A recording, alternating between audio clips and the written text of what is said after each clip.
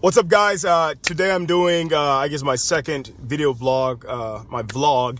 I wanted to talk about letting go of ego so that you can grow and what that looks like. And this is some of the stuff we talk about in my 90-day transformation program with dads looking to leave a legacy of faith and health for their children's children. Now, we know that in the Bible, it talks about in 1 Peter 5:5 that God opposes the proud but gives grace to the humble. And even though it doesn't necessarily mention the word ego, but it still speaks to arrogance and pride, right?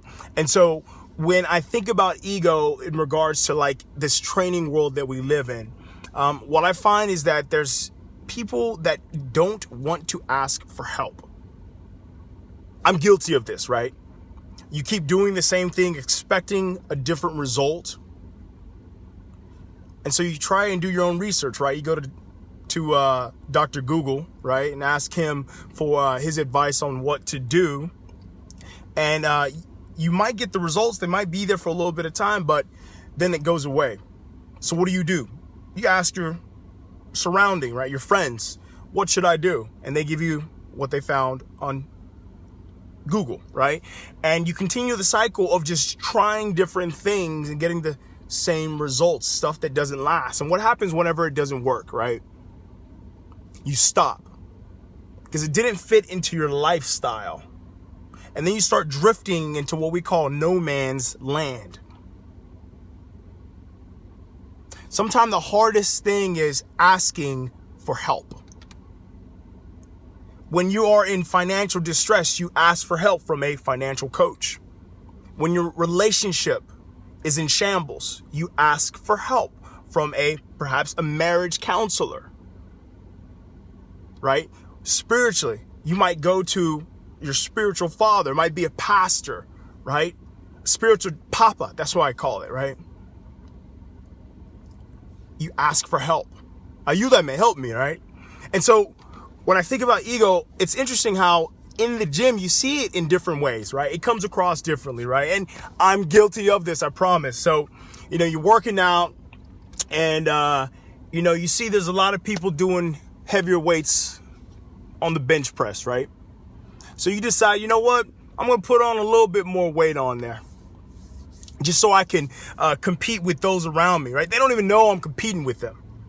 I got to show them, or I got to put 4 plates on there. They had 3. So I put a little more. I know I should not be doing that, but hey, I'm trying to save face and look good. And because I'm trying to look good, what happens? I don't ask for a spot because it looks even better, right? You look like a real baller if you can lift it with no help. Why is it that we celebrate when people don't need help? Like that's a bad thing, right? As people of God, we are meant to need help, right? We have a void inside of us that needs help. Ultimately, that comes from Christ. We all need help in some form or fashion. I'm telling you, we have not done everything. We're not experts at everything.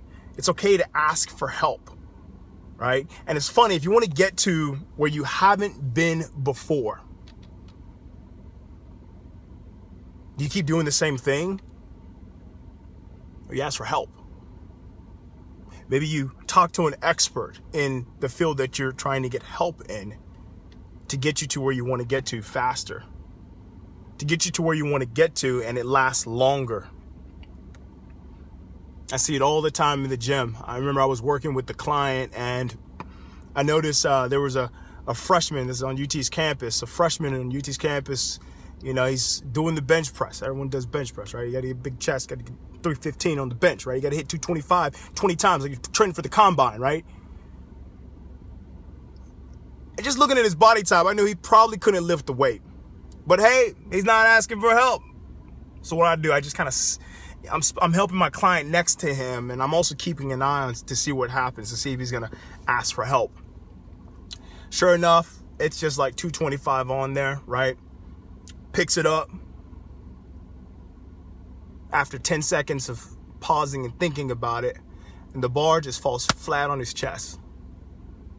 Of course, I'm there to help him up. I'm like, hey man, you need a spot? He goes, no, I'm good. Really? Are you going to do the same thing again? He does the exact same thing again. I don't know if you remember, but insanity is doing the same thing and expecting different results over and over and over again. Ego. If you're going to grow as a leader, you don't have to have everything figured out. You got to put ego aside, ask for help, seek advice from experts in things that you want to know more about, as opposed to trying to just figure it out yourself and keep getting the same results. I was told that if you want to be financially fit, you probably work with someone who has a better bank account than yours, right? If you want to be relationally fit, you probably get around people who have a relationship that's been there for a long time, right? Something you can learn from, right? That's why I have mentors that I'm around, right? I talk to people who are great grandparents just so I can be around them and absorb that information and just be around them so that I can be like that. And same thing around fitness. I got around people who are smarter than me because I wanted to grow, show me how to help people achieve results. So put ego aside. And what is it that you truly want to accomplish? Whether it's in fitness, relationships, life, you want to grow spiritually, what does it look like, right? You got to get clear on that first. And then when we get clear about what it is exactly that you want, we call it point A. Point B is, can you visualize what it is that you want to achieve? What type of leader do you want to be or become? Is it Leonidas? I don't know, right? Is it Obama? I don't know. But what type of leader do you want to become? How do they talk? How do they walk? What do people say about them? You must visualize this and see this. See, there's something you have to understand, that Steve Jobs created Apple twice. The iPhone, he created it twice. First, he created it here, and then he created it into existence, right? So as God spoke the word, the living word, and then it actually became, right? This world that we live in, that he created, it became. So same thing, as you create the world, that this idea of what it looks like for you to achieve success in your relationships and in fitness and health, and especially in fitness, you have to know exactly what it is that you want and be crystal clear. Because most people live out of this fantastical vision of where they think they want to be and never are really clear on where they are or what they really want to achieve. See, when we get clear with point A, where you start, and then point B, where you want to go, then and only then can we begin to create a path to get you there. But you have to become crystal clear on what it is exactly that you want. What type of leader do you want to be? You want to lose 15 pounds? Tell me about this person that loses 15 pounds. What does their family say about them? Do they walk upright in confidence? Do they get easily swayed by the different diets that are out there? Or they know that they're walking in authority, walking in power, walking in knowing that this is the path that they have, and this is the right path for them. Infomercials aren't going to sway me, right? I'm not going to buy the next NutriBullet. That was me. I bought a NutriBullet because I was sick. I kept watching infomercials, all right? You buy the ab wheel because you saw it on TV, right? The Bowflex, right? Chuck Norris is speaking to you now. I get it, right?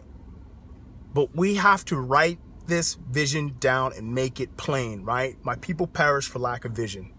So what is the vision that you have for health and fitness and wellness, right?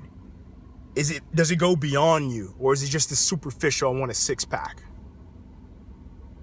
Think about that. So the next time before you say, I want to lose 15 pounds. Okay. Great. Everyone wants to do that. But why? Who do you become when you get there?